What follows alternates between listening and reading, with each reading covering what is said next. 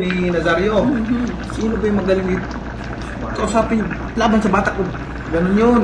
Kung sino ang pinakamagaling. Sabihin mo nga yan, binibidyo. Video mo kami, Len. Oh, sige. Sabihin mo nga, sir, hindi ka na, ikaw hindi ka namimili, ba't siya mamimili ng Sige nga, Sen. Namimili. Hindi naman namimili. Laban lahat yan eh. Iniwala ka sa'yo. Nung kapanahunan ko, Gusto ko yan. basta ang gagawin ko, training lang ako. Sino, yung manager ko, sino yung pinakamagaling na sa timbang ko, pinahanap niya yun para labanan ko. Very good.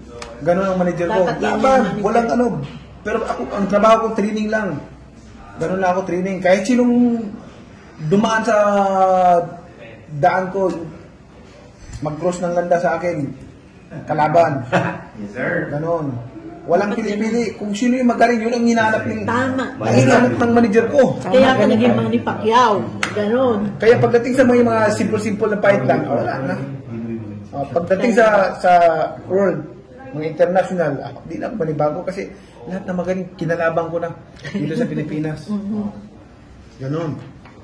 Kaya nga. Swerte niyo. Kapag tumayo, mainit ulo.